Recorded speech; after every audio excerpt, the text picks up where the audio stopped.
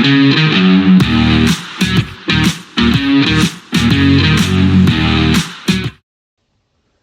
welcome back to the SuperCoach and Off channel. In this video, we're going to look at the first of our team previews for the 2025 NRL SuperCoach season.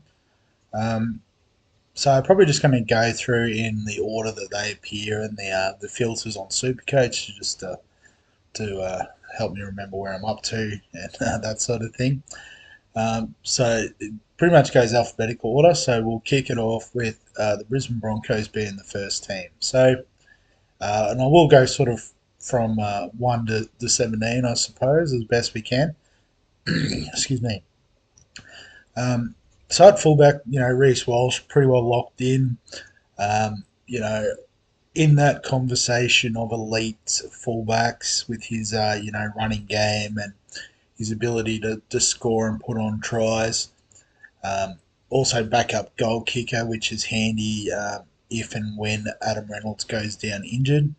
So definitely an option at fullback. I've probably got him sort of towards the lower end of the premium conversation.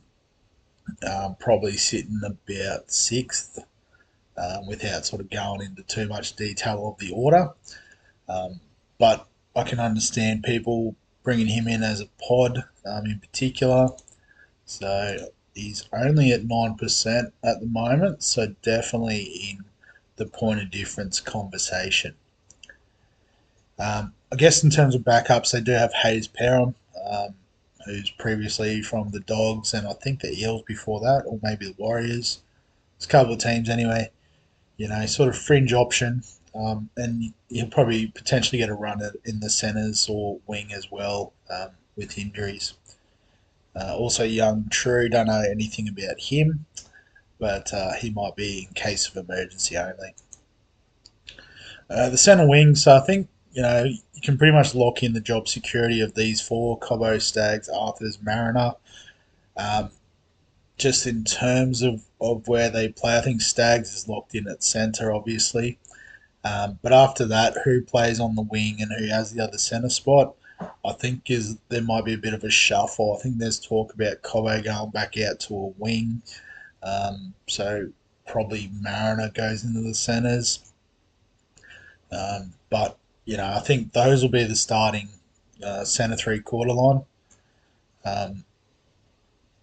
Or centre wing line, I should say. Three-quarter line is what I was trying to say. And I sort of mixed up both. And then, like I said, Perham, potential cover. Hoyt's had a bit of NRL experience. And then Leota, who is a bit of a hyped up young gun. So he could get a start at some point during the year. So definitely one for the rookie watch list. And as you can see, they don't really have any additional depth outside of that. So, like I said, pretty confident in those back four. I think the halves are pretty well locked in as well. Ben Hunt and Adam Reynolds to start. It'll be interesting once Ezra Mam's back from his suspension, where he'll slot in. Does Hunt play at 9? Do they use Mam off the bench somehow? There's obviously a lot of water to go under the bridge there. And then they've also got Rogers in case of emergency. At halfback, obviously Adam Reynolds, so I'm pretty sure he's the captain this year. The backup situation's interesting. Obviously, Ben Hunt can easily slot in at 7. So I guess once Mam's back, you'd imagine that would be the preferred.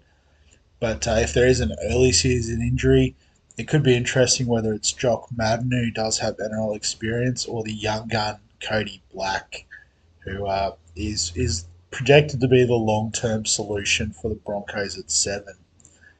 So if we get to see him this year, that will be pretty interesting. Speaking of interesting, the forward pack is pretty interesting as well with the Broncos. So I think probably the only two that are locked in terms of their job security and their position is Payne Haas, although he is racing the clock to be fit for round 1.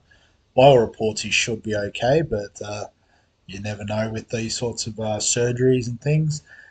Jordan Ricky is pretty nailed on one of the edge spots. Pat Carrigan is definitely starting. It's just whether a case of if he moves into the front row or he keeps the 13 jersey. There's a bit of talk Hetherington might move into the 13.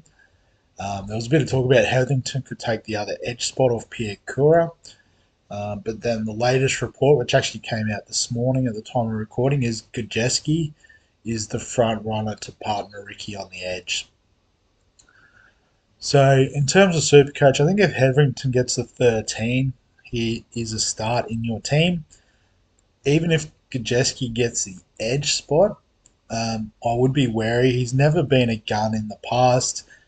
Um, and, if he has someone like Pierre Cora breathing down his neck on the bench, I don't see it being a massive success in terms of Supercoach.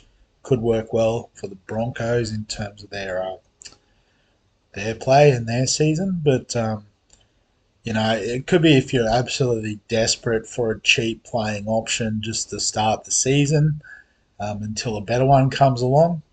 You may use him, but I'm not predicting heavy use of Gajeski. Carrigan moves to the front row. He could be an interesting option in terms of he'll have a dual position. I don't know if they'll lock that in from the start, but from about round 6, in the second row, he's a bit of a plotter, and we usually look for a bit more upside. But in the front row, he could be that sort of player you just set and forget. Obviously, alongside Haas, they both have Origin to consider.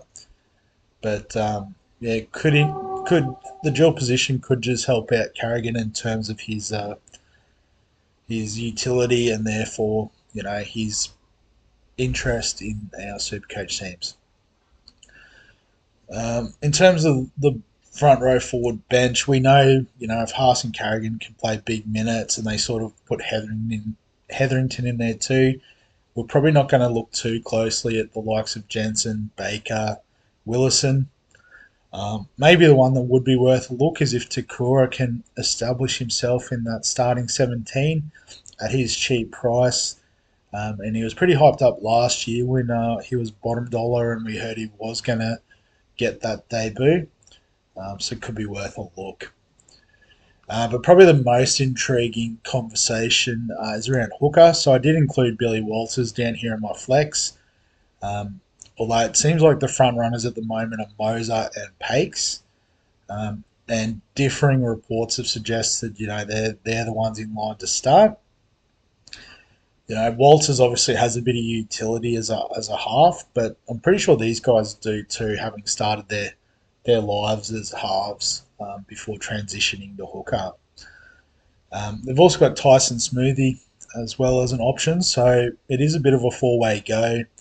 And you can see from the 3 that were used last year, I didn't realise Pakes didn't even get a game last year, but their averages all around that 30 to 40 mark.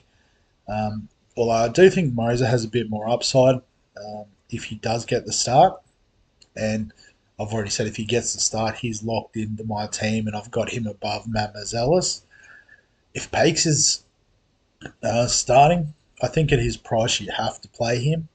Again, we're not expecting big numbers, but good enough to make a bit of cash.